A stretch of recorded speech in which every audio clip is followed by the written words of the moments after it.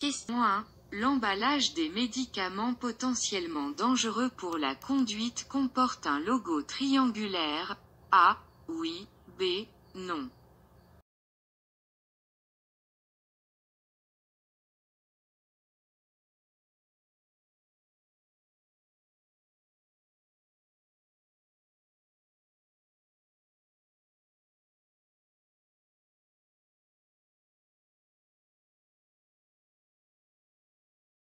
Les somnifères, les tranquillisants, certains anti-allergiques mais aussi de simples médicaments contre le rhume peuvent entraîner des pertes de vigilance, un état de somnolence ou encore une baisse des réflexes.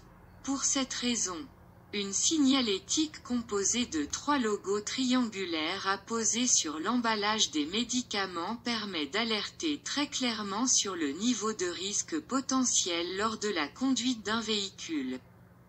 Le jaune, représentant le niveau 1, appelle les conducteurs à la prudence et leur recommande de lire attentivement la notice avant de prendre le volant. La couleur orange, niveau 2, appelle à la grande prudence et à ne pas conduire sans l'avis du médecin. Le rouge, niveau 3, indique en toutes lettres « Attention danger, ne pas conduire ». Bonne réponse à Question 2. Lors d'un contrôle de police, je dois présenter A. Mon permis de conduire, B. La facture acquittée du contrôle technique, C. La carte grise du véhicule, D. L'attestation d'assurance.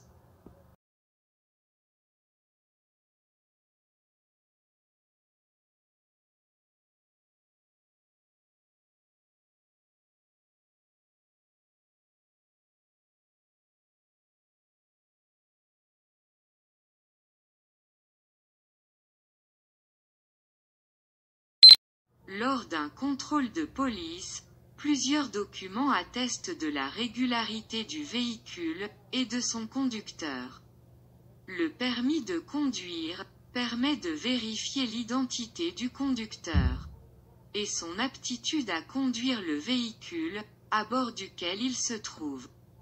La carte grise certifie la conformité du véhicule notamment au regard du contrôle technique, justifié par le timbre carte grise. L'attestation d'assurance garantit la couverture des biens et des personnes en cas d'accident. Bonne réponse à C et D. Question 3. Dans les stations essence, un code couleur définit le type de carburant. A. Oui. B. Non.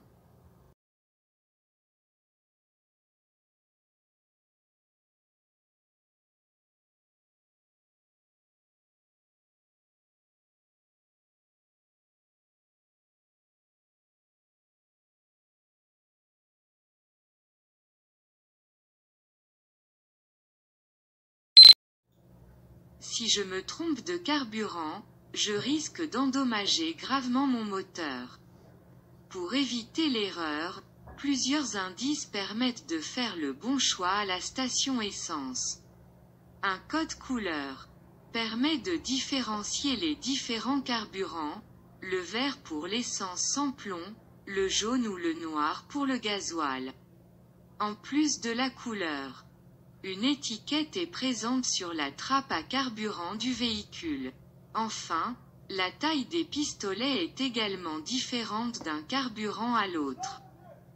Il ne me sera pas possible de mettre du gasoil dans un véhicule essence. Mais attention, l'inverse est possible.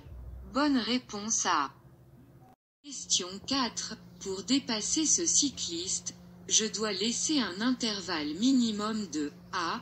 0,50 m, B. 1 m, C. 1,50 m.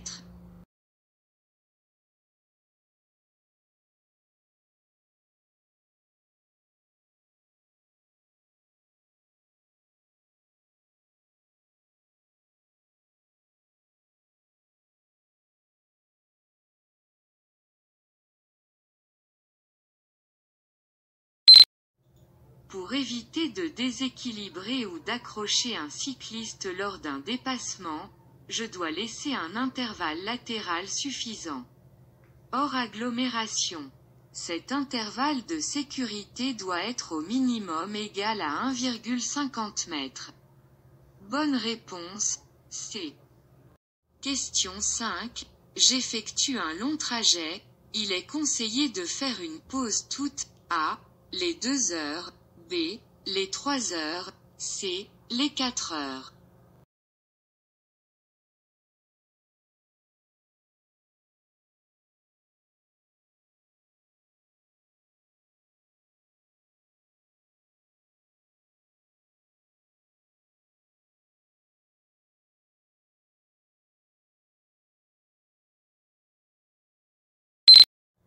Lors d'un long trajet, afin d'éviter tout risque de somnolence, il est préférable de faire une pause de 15 minutes minimum toutes les 2 heures. Bonne réponse A. Question 6. Je peux dépasser, A. Oui, B. Non.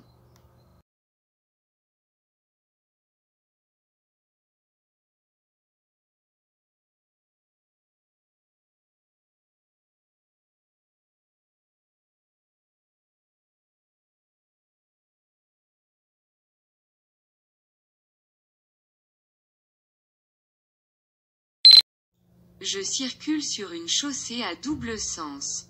Les deux sens de circulation sont séparés par une ligne blanche continue. 2 voies sont affectées à mon sens de circulation. Dans ces conditions, le dépassement peut s'effectuer par la voie du milieu puisqu'aucun véhicule ne risque d'arriver en face. D'autre part, la signalisation n'interdit pas le dépassement et je n'aperçois dans mon rétroviseur aucun véhicule pouvant être gêné par ma manœuvre. Je peux donc dépasser. Puis je veillerai à me rabattre en sécurité dès que cela sera possible. Bonne réponse A. Question 7. Je continue le dépassement, A. Oui, B. Non.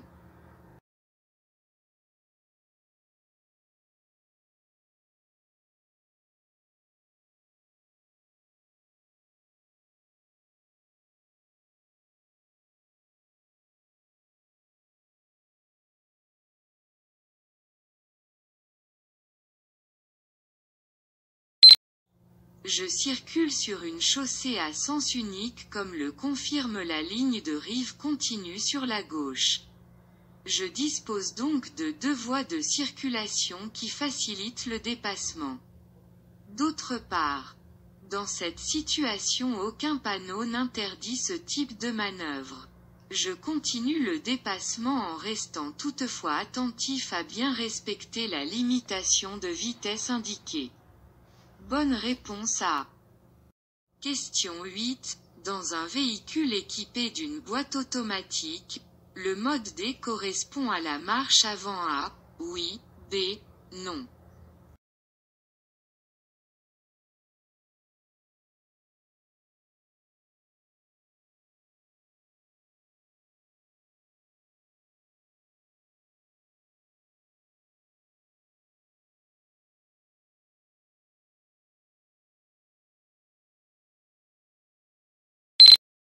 Une boîte de vitesse automatique est en général composée de 3 modes. N signifie neutral, et correspond au point mort. R pour reverse, correspond à la marche arrière. D pour drive, correspond à la marche avant. Bonne réponse A. Question 9. À ce passage à niveau, si aucun train n'arrive je marque l'arrêt avant de passer. A. Oui, B. Non.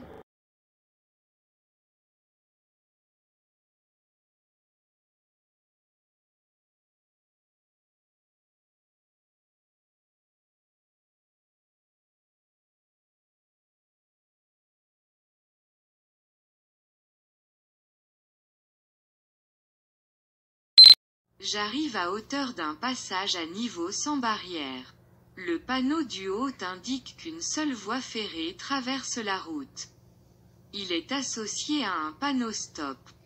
L'arrêt est donc obligatoire pour s'assurer que la voie ferrée est libre avant de la franchir, quelle que soit la situation, c'est-à-dire même si aucun train n'arrive. Bonne réponse A. Question 10. Dans cette situation, le croisement est impossible. Je dois reculer pour laisser passer le bus. A. Oui. B. Non.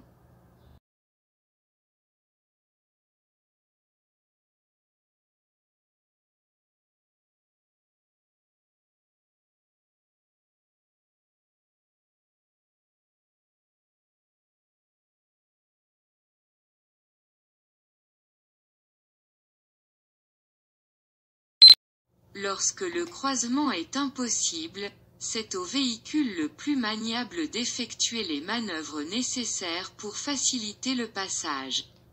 Ici, face au bus. C'est à moi de reculer et de serrer à droite pour le laisser passer. Je veillerai bien sûr à effectuer cette manœuvre en toute sécurité. Bonne réponse A. Question 11. L'interdiction de stationner, A, commence à hauteur du panneau, B, s'étend sur 150 mètres, C, prend fin à la prochaine intersection, D, concerne les deux côtes de la rue.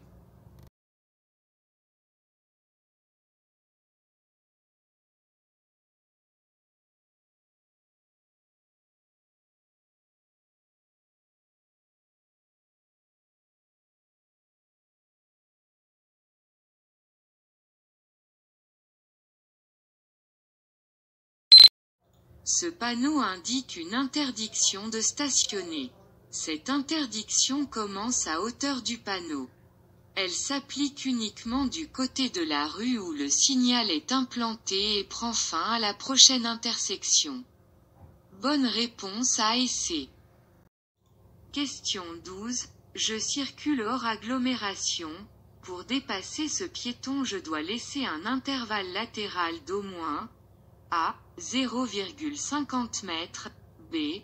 1 m, C. 1,50 m.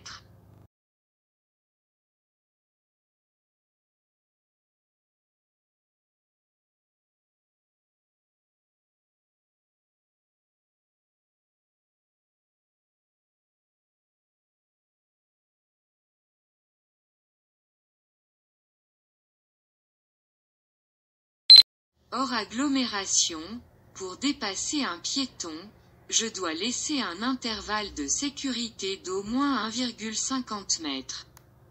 Bonne réponse C. Question 13. Une perte de la vigilance peut être causée par A. La prise de certains médicaments, B. La fatigue, C. L'état de la chaussée.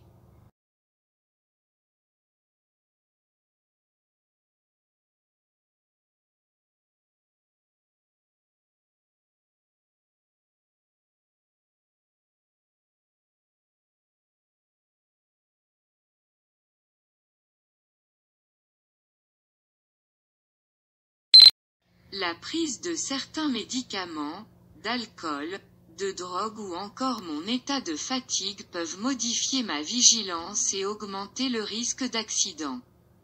Bonne réponse A et B.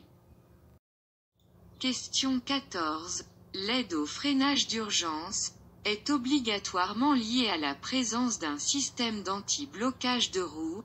A. Oui. B. Non.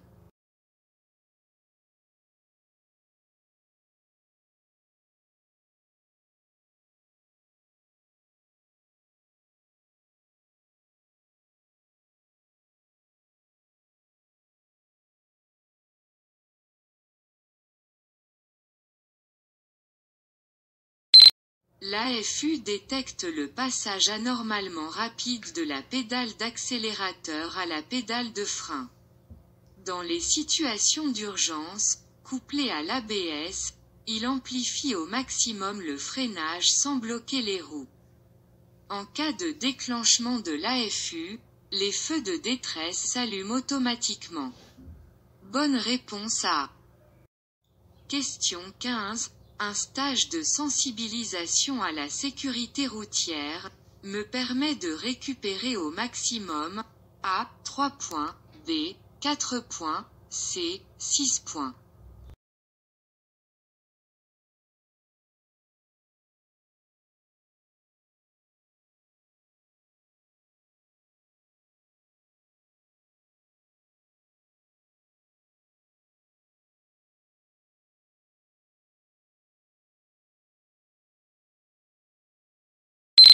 Si j'ai commis une infraction sanctionnée par un retrait de points, je peux choisir de suivre un stage de sensibilisation à la sécurité routière.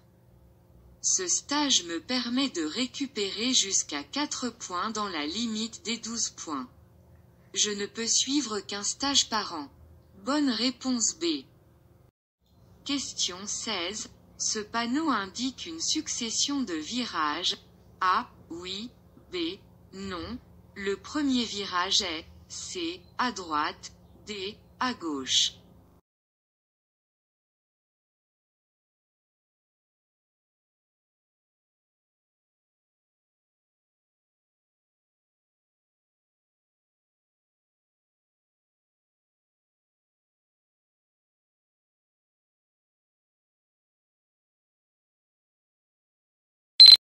Ce panneau annonce une succession de virages. La courbe dessinée dans le panneau symbolise le tracé de la route. Le premier virage que je rencontrerai sera donc à droite. Bonne réponse A et C. Question 17. La vitesse est limitée à 30 km/h, dans cette rue uniquement. A. Oui.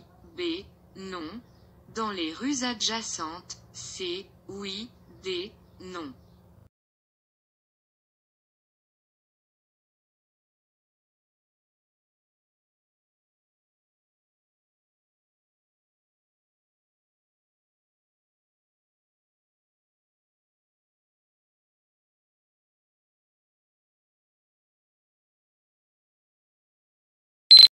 Le panneau indique une entrée de zone dans laquelle la vitesse est limitée à 30 km/h. Cette limitation débute à hauteur du panneau. Elle s'applique dans toutes les rues adjacentes et prend fin avec le signal fin de zone. Ma vitesse sera donc limitée à 30 km/h dans cette rue et dans les rues adjacentes. Bonne réponse B et C. Question 18. L'utilisation d'un téléphone portable en conduisant est passible. A. D'une amende de 135 €. B. D'un retrait de 3 points. C. D'une suspension du permis de conduire. D. D'une immobilisation du véhicule.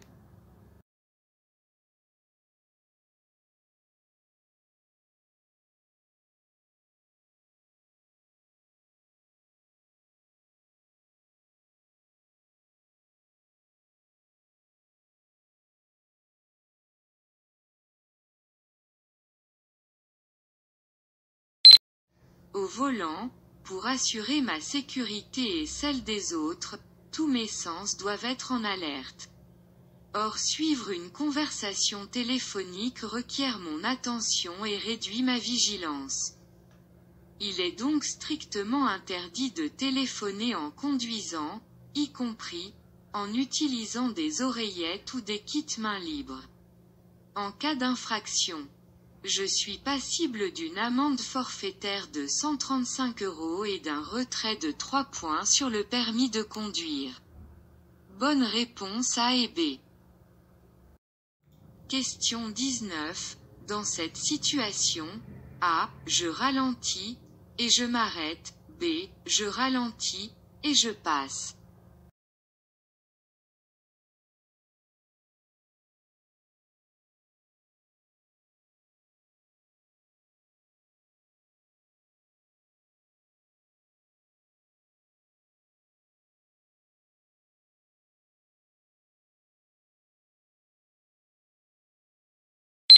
J'arrive à hauteur d'un passage réservé aux piétons. Je suis tenu de laisser passer les usagers déjà engagés. Dans cette situation, je dois donc ralentir et m'arrêter pour permettre à ce piéton de traverser. De plus, le véhicule derrière moi est suffisamment loin pour pouvoir freiner en toute sécurité.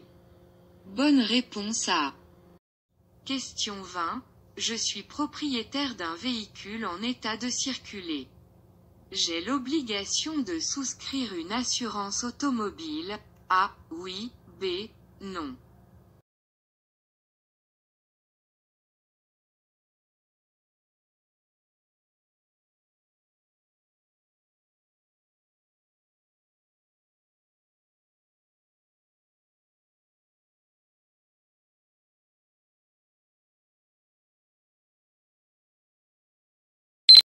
Si je possède un véhicule en état de circuler, la loi m'impose de souscrire une assurance.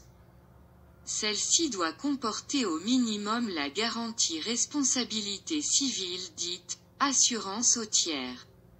Elle permet de couvrir les dommages matériels ou corporels causés par mon véhicule. Le non-respect de l'obligation d'assurance constitue un délit. Bonne réponse A. Question 21. Je suis dans l'obligation de posséder une boîte d'ampoule de rechange dans mon véhicule. A. Oui. B. Non.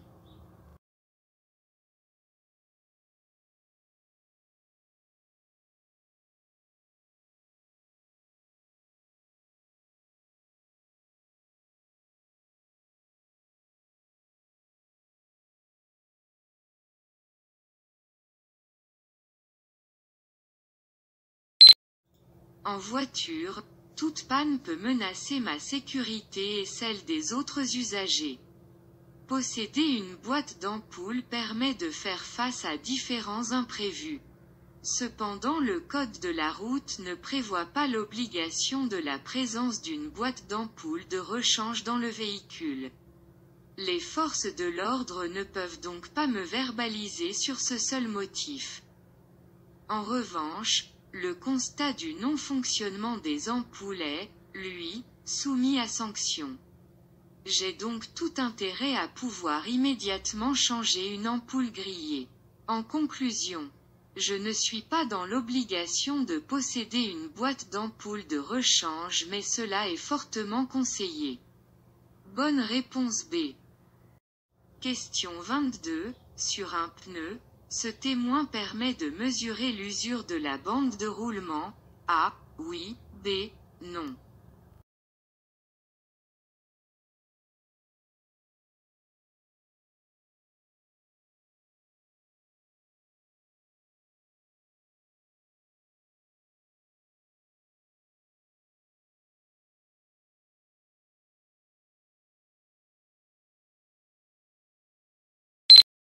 La profondeur des rainures principales de la bande de roulement ne doit pas être inférieure à 1,6 mm.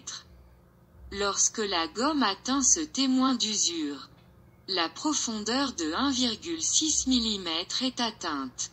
Il faut changer le pneu. Bonne réponse A. Question 23.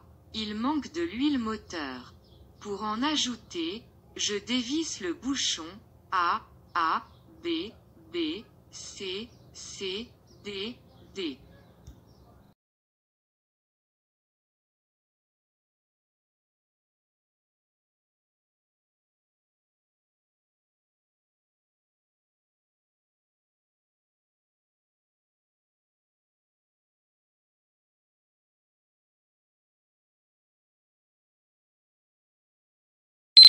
Un niveau d'huile inadapté entraîne une usure prématurée voire une casse du moteur.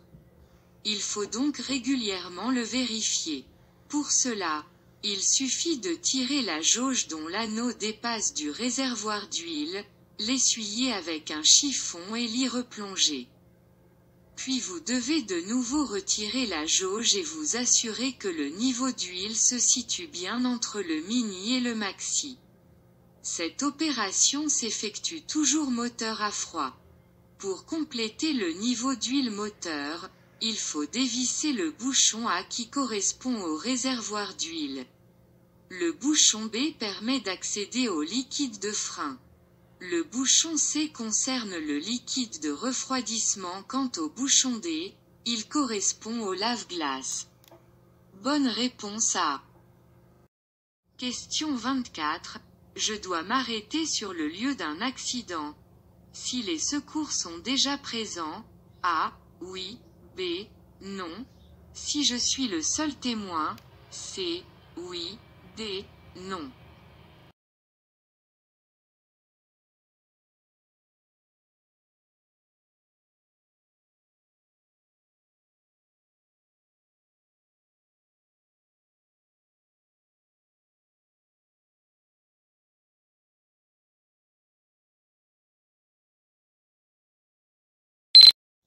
Lorsque j'arrive à hauteur d'un accident, si les secours sont déjà présents, je ne dois pas m'arrêter ni ralentir. En effet, les secours étant déjà en place, cela ne fera que gêner leur intervention.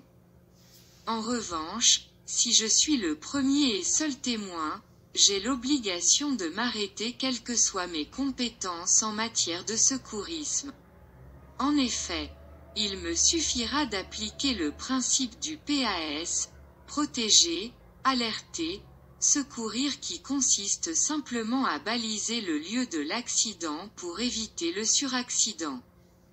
Alerter les secours et à minima couvrir et rassurer les victimes. Bonne réponse B et C.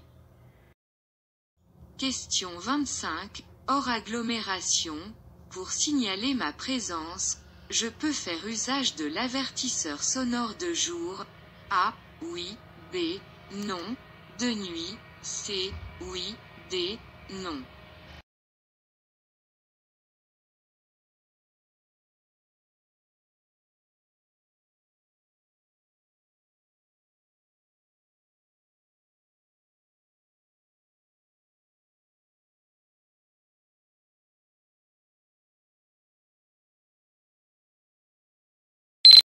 Hors agglomération, je peux utiliser l'avertisseur sonore pour signaler ma présence dans un virage, ou dans un endroit sans visibilité.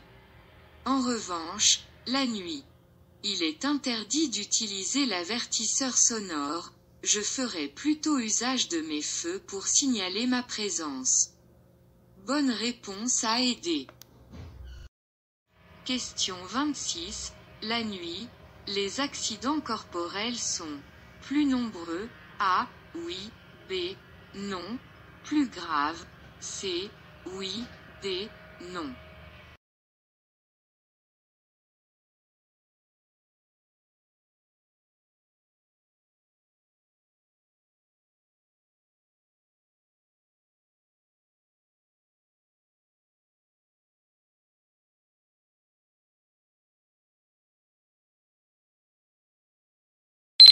La nuit, les accidents avec blessés sont peu nombreux mais particulièrement graves. Chaque année, moins du tiers des accidents se produit la nuit mais occasionne 45% des tués. La gravité des accidents est 2 fois plus élevée la nuit que le jour. Bonne réponse B et C. Question 27. Le système Stop and Start permet d'économiser du carburant, A. Oui. B. Non. De diminuer les émissions de CO2, C. Oui. D. Non.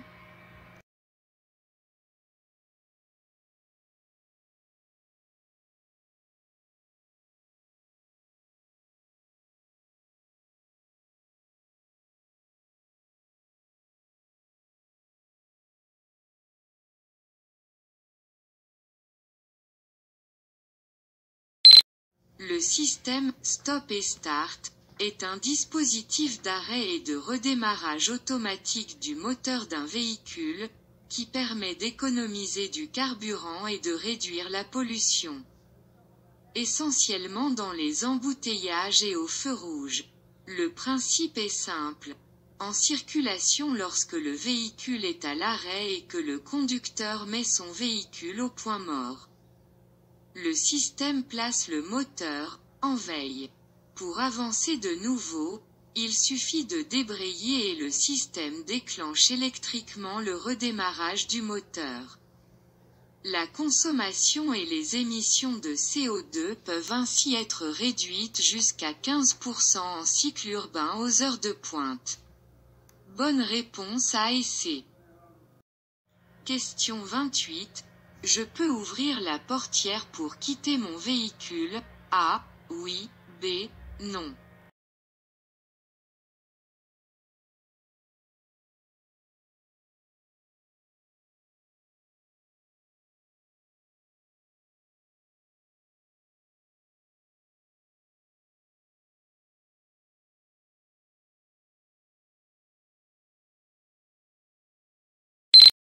Avant d'ouvrir la portière, je dois vérifier dans mon rétroviseur extérieur et dans l'angle mort en vision directe, que la voie est libre. Ici j'aperçois un véhicule dans mon rétroviseur. J'attends donc qu'il soit passé. Je pourrai ensuite ouvrir en douceur ma portière pour éviter de surprendre ou de gêner les autres usagers. Bonne réponse B. Question 29. Pendant la période du permis probatoire, un jeune conducteur est en infraction si son taux d'alcool dans le sang atteint A. 0,10 g par litre de sang, B. 0,20 g par litre de sang, C. 0,30 g par litre de sang, D. 0,50 g par litre de sang.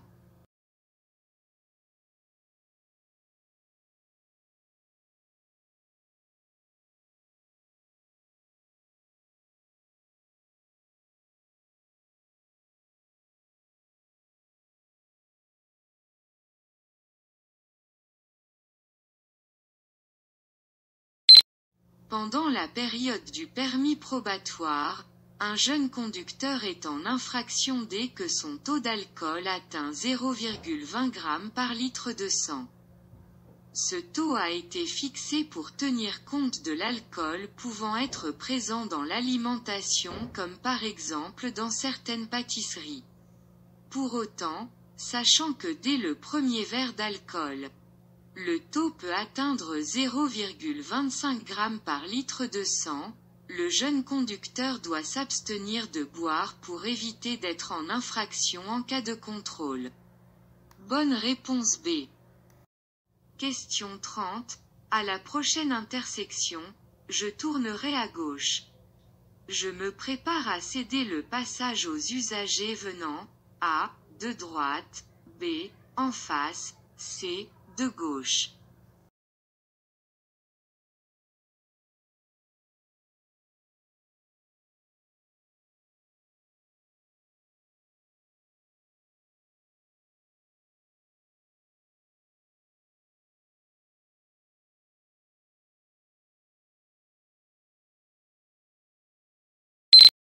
Ce panneau annonce une priorité à droite. À la prochaine intersection, je devrais céder le passage aux usagers venant de droite. De plus, pour tourner à gauche, je devrais traverser la voie des usagers arrivant en face. Je ne dois pas gêner leur progression. Je serai donc dans l'obligation de leur laisser la priorité. Bonne réponse A et B. Question 31. Après ce panneau, la vitesse est limitée à 50 km/h A. Oui, B. Non. L'utilisation de l'avertisseur sonore est interdit. C. Oui, D. Non.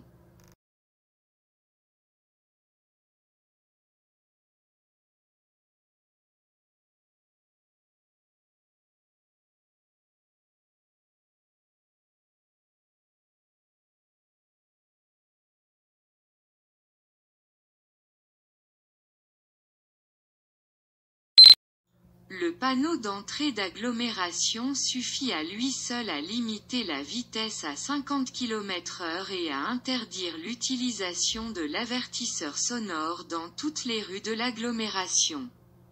Bonne réponse A et C. Question 32. À 50 km/h, en cas de choc frontal, si je ne porte pas ma ceinture, Je peux me cramponner au volant pour éviter de heurter le pare-brise. A. Oui. B. Non.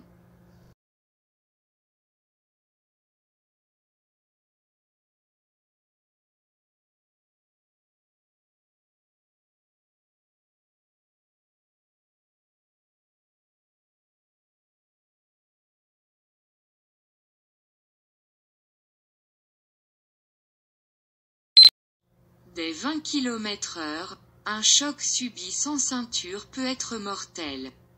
À 50 km/h, un choc ou une collision correspond à une chute de 4 étages. En cas de choc frontal, le risque de heurter le pare-brise est considérablement augmenté lorsque la ceinture de sécurité n'est pas bouclée, et ce, même si je me cramponne au volant. Bonne réponse B. Question 33. Dans une descente, pour économiser du carburant, je peux rouler au point mort. A. Oui. B. Non.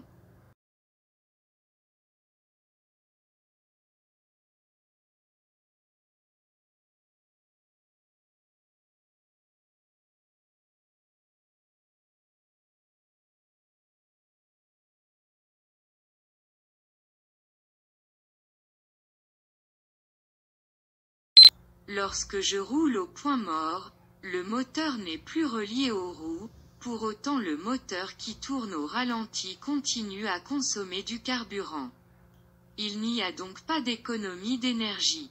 En revanche, rouler au point mort constitue un danger car le véhicule entraîné par son propre poids va prendre de la vitesse et sa maîtrise sera rendue particulièrement difficile par l'absence de force motrice. Dans une descente, pour économiser du carburant, il est préférable d'utiliser le frein moteur. En lâchant l'accélérateur, ce sont les roues qui vont entraîner le moteur et créer une décélération. La consommation de carburant est alors nulle. Bonne réponse B. Question 34. L'ESP, ou correcteur électronique de trajectoire, améliore la tenue de route. A. Oui. B. Non.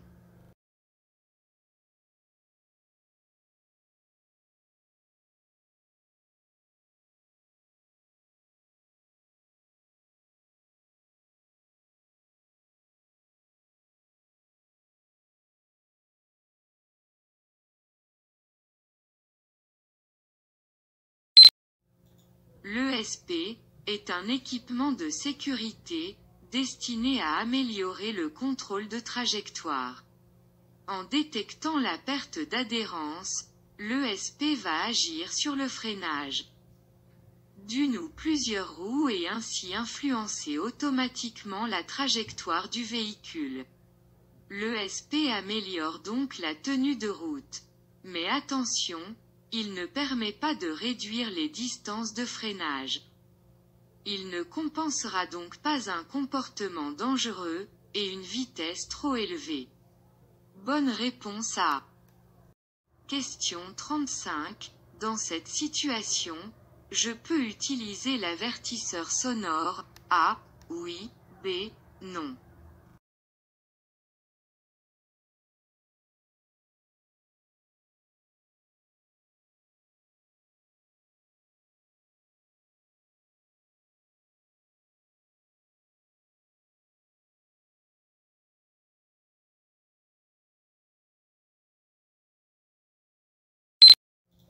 De jour et hors agglomération, l'utilisation de l'avertisseur sonore n'est pas interdit.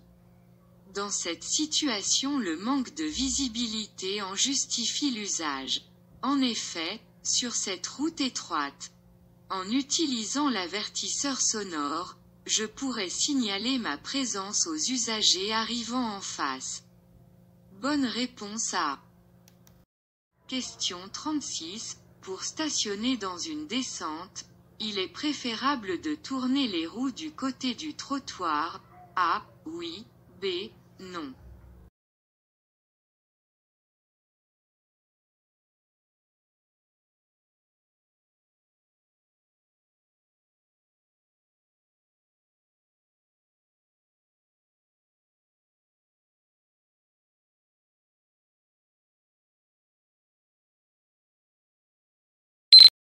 Lorsque je stationne dans une descente, il est préférable de tourner les roues du côté du trottoir en complément du frein à main. En effet, en cas de défaillance de celui-ci, cela permettra de bloquer le véhicule. Bonne réponse A. Question 37. Lorsque la chaussée est mouillée, A. Le temps de réaction augmente, B. La distance de freinage est allongée, C. La distance d'arrêt est plus importante.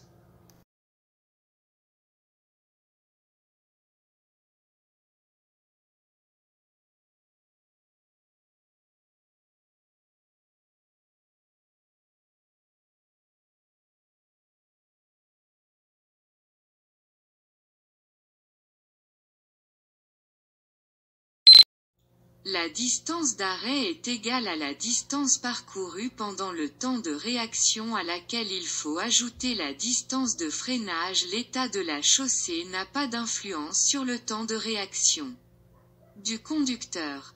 En revanche, sur sol humide, la distance de freinage du véhicule est quasiment multipliée par 2, ce qui implique donc l'allongement de la distance d'arrêt. Bonne réponse B et C. Question 38. La signalisation indique A. Une route à caractère prioritaire, B. Une priorité ponctuelle, C. Une perte de caractère prioritaire.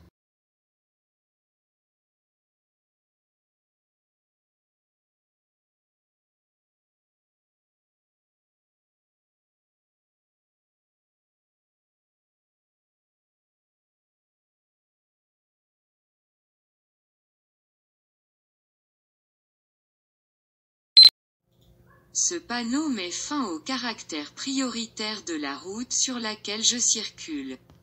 Le panonceau de distance précise que la perte du caractère prioritaire sera à 200 mètres.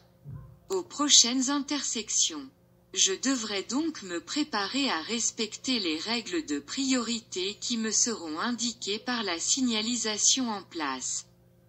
Bonne réponse C. Question 39. Le temps de réaction augmente avec la vitesse. A. Oui. B. Non.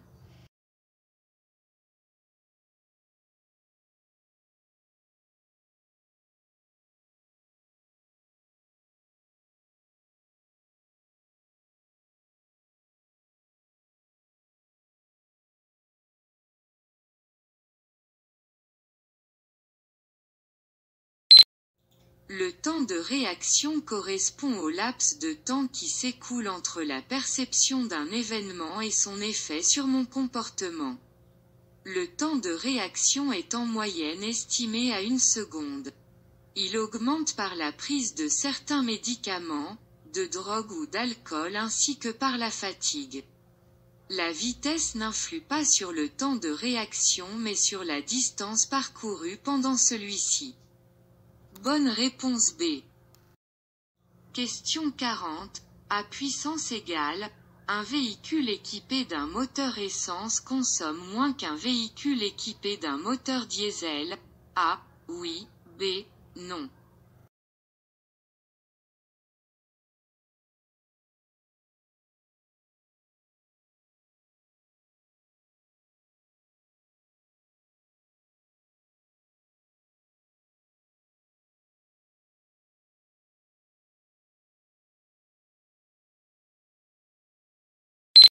En France, plus de 2/3 du parc automobile fonctionne au diesel.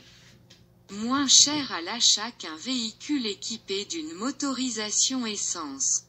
Les moteurs diesel présentent également l'avantage de consommer moins de carburant. Bonne réponse B.